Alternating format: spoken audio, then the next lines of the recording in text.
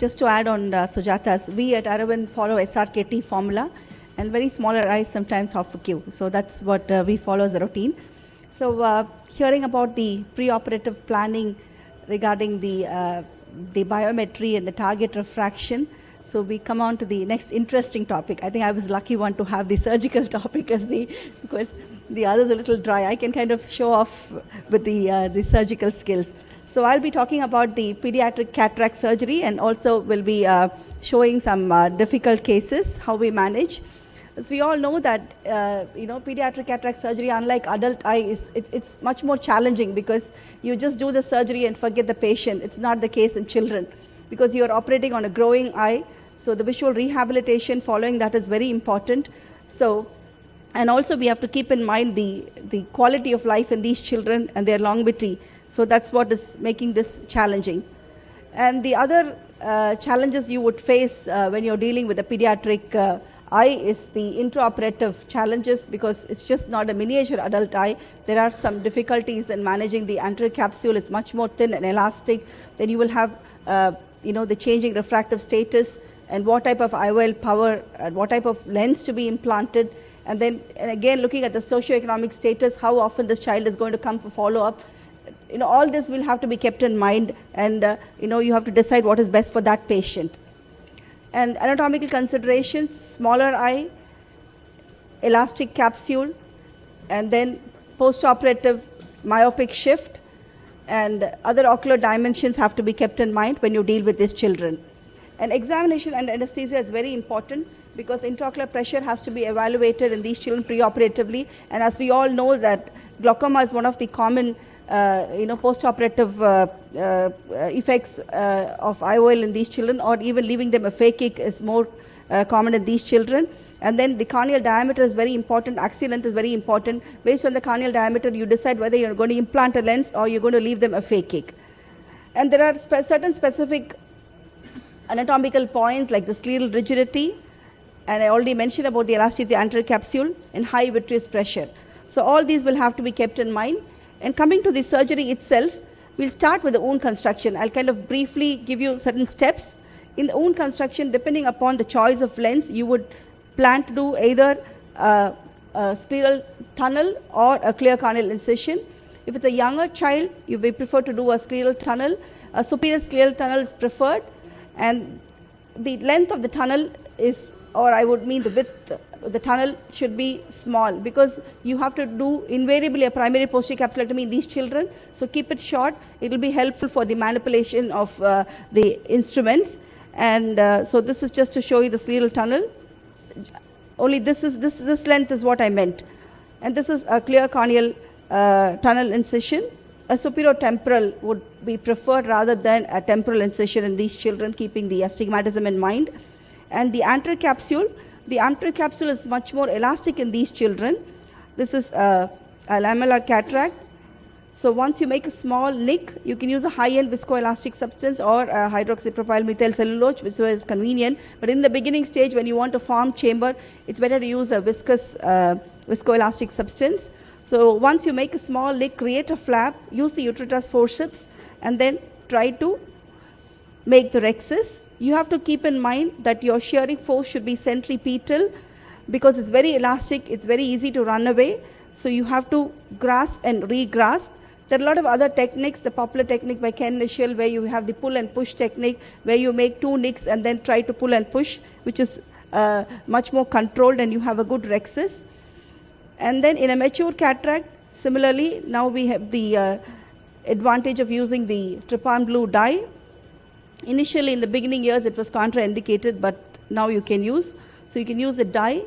It not only colors, but also the integrity of the capsule. It becomes a little more tougher. So you make the small rhexis. Again, the point to be kept in mind is centripetal. You have to grasp and re-grasp and pull it towards the center, because you would aim at a 5, but then you would end up at a 6. Such elastic capsule. So it's very important that you grasp and re-grasp to complete the rhexis. This is a secondary rhexis. As we all know that there is proliferation, and then there is a chance of capsular phimosis in these children. So It's very important to have an adequate size rhexis. So this is just to demonstrate a secondary rhexis in these children. A lot of emphasis has to be made on rhexis, because if you're going to place the lens in the bag, that is what you want. So you have to have a good rhexis. So that's why I'm showing different case scenarios where you have to, keep in mind. If your rhexis is not good, then you cannot place a single piece lens. You would try to place a 3-piece lens if your rhexis is not proper and adequate. So this is just that. And the lens matter, usually we do not have a formed nucleus, so you can either use your Simcoe cannula or your, if you're a phacosurgeon, you can use your irrigation aspiration. And here, hydrodissection, is it mandatory in children? Not really. You do not have to do an hydrodissection, but a hydrodissection will help you to clean up the cortical matter easily. So that's an advantage of doing a hydrodissection. So it's not a must that you have to do a hydrodissection in a child.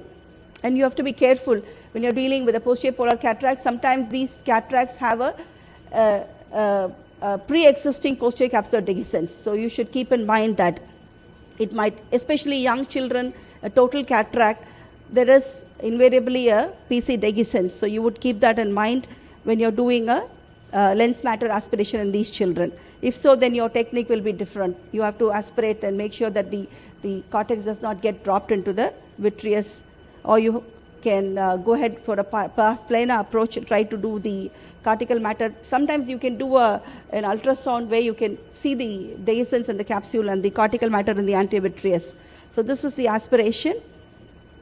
IOL insertion, again, depends upon your choice. This is my older video where we were not using the injector. We were trying to fold the lens. This is old one. But so that's what we did. We did have a better control, but now it's easier that you're using a... Get my mouse here.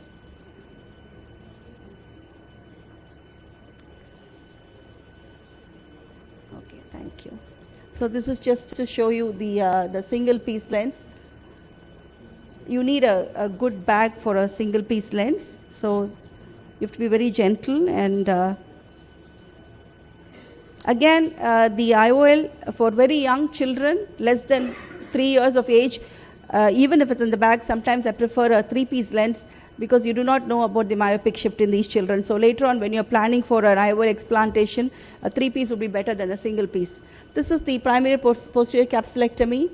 So I always prefer to do it after placing the lens. I use my side port to lift the IOL, make a small... The posterior capsule is not that elastic as the anterior capsule. It can be a little more controlled. So once you complete the nick, you go ahead and use your forceps and do the posterior rhexis. This is more controlled. So once you make the rhexis, again the antivitrectomy, 2 different school of thoughts. Very little older children, about 10 or 11 years of age, you can leave the antivitreous phase intact. But very young children, we have seen that within a month or 2, the antivitreous phase will get opacified. So it is always better to do an antivitrectomy in these children. So this is the basic cataract surgery we have seen, and suturing of tunnel is mandatory, especially when you have done a posterior capsulectomy and antivitrectomy. We have to suture children, and then the choice of suture, we prefer to do we use the 10-0 vicryl suture. You can use the nylon as well, but when you use a 10-0 vicryl, when you use it in a clear corneal case, sometimes there is a lot of debris which is getting attached, but then very rarely we go in for a suture removal, but 90%, 98, 99% of them get absorbed. So this is, and post-operatively you can treat them with the steroids, antibiotics, and we do not use parenteral medication. We just use topical medication, and the inflammation is very, very less these days in children, thanks to all the advance in technology. And the second eye, usually the question is, when do you operate in second eye? We do not do simultaneous bilateral cataract surgery in children. We prefer to do it after a week or after 3 weeks or 2 weeks preferably. That's the ideal time we give for these children to come for resurgery. And what's more important in these children is the follow-up.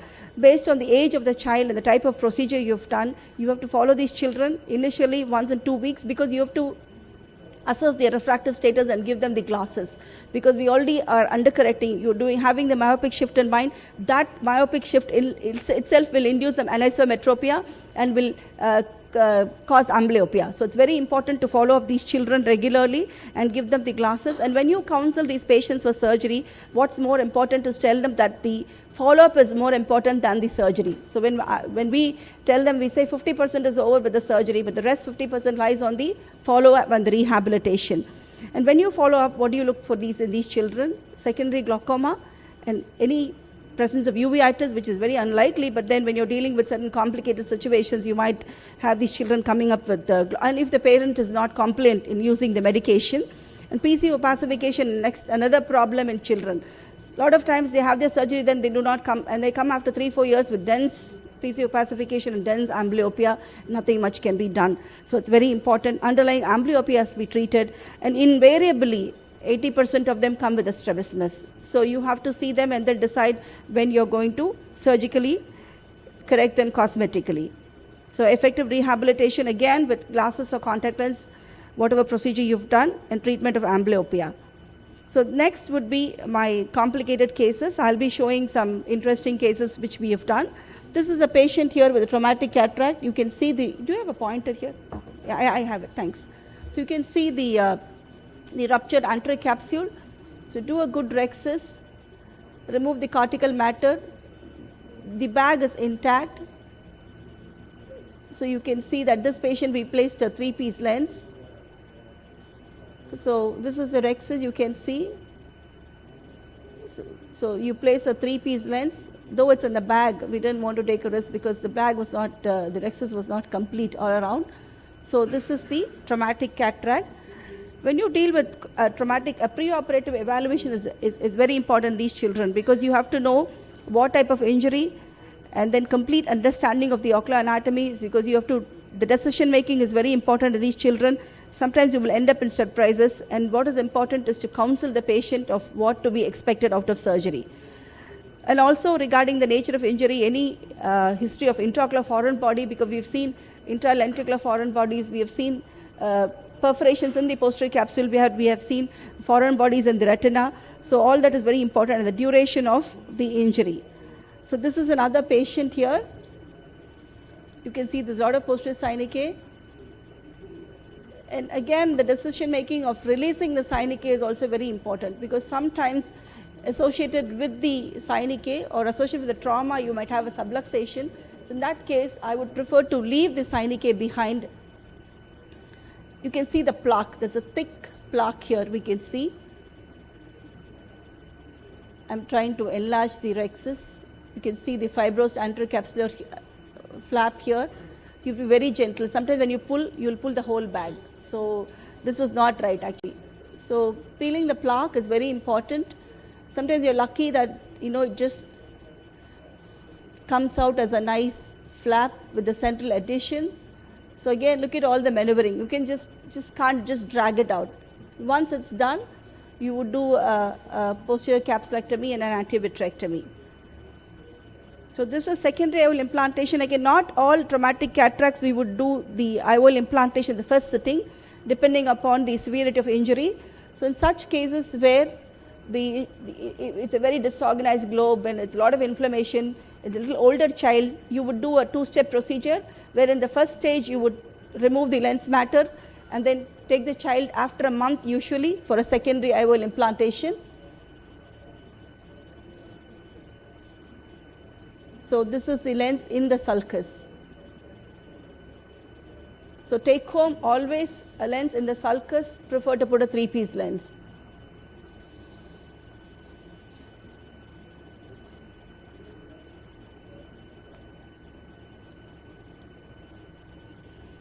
And again, iridectomy, two different school of thoughts. Older children, not necessary if you place a lens in the bag, but I prefer to do iridotomy in all my pediatric cases, because you do not know which one is going to go in for a pupillary block glaucoma. You never know. So it's, but it's not necessary. Another common problem we would see in our side is the congenital rubella syndrome. As we all know that rubella can different manifestations. It can have a microcornea with the total cataract. This is a very typical total nuclear cataract you see in rubella, or it can be sometimes a child like this with corneal opacities, or sometimes it can be devastating with a child with microphthalmas like that. So rubella cataract is, it's again, what is different here is the, you have to measure the corneal diameter. If it is less than 10 millimeter, you would not put a lens. Otherwise, you can go in for a lens. Again, when will you take these children for surgery? Studies have shown that the virus remains active. So sometimes when you intervene in these children at a very young age, we've had 2 patients who had gone in for endophthalmitis. So you have to be very careful in the decision making of when you will take up these children for surgery. So you can see this total pearly cataract. But they really, react well. If you do the right procedure, they do not have much of inflammation, but they have a corneal edema. That's one thing we have seen, that these children with the rubella cataract with microphthalmus, they do develop some corneal edema, which usually resolves well. And even, less than 8 millimeter, go ahead and do the surgery and give them the glasses. So they'll have at least some amount of useful vision, which will be helpful for their day-to-day work. And then go ahead and do a posterior vitrectomy. Very important, because these children can also have an associated salt pepper retinopathy, so you have to do a complete evaluation. So this is the rhexis, and then do the anterior vitrectomy like we already discussed. This is a patient with the SPHEROPHAKIA, Weil-Marcesani syndrome. You can see that the zonules are intact. Again, this was a 15-year-old girl. So once you've made the rhexis, you have to be careful. You can see the zonules intact. You don't have to make a big rhexis. Try to do an adequate size rhexis. Use the iris hooks. Stretch the bag. Use the phaco aspiration, because the nucleus will little more form in the epinucleus mode. And always keep the second instrument to prevent the capsule coming in touch. So I put a regular capsular tension ring.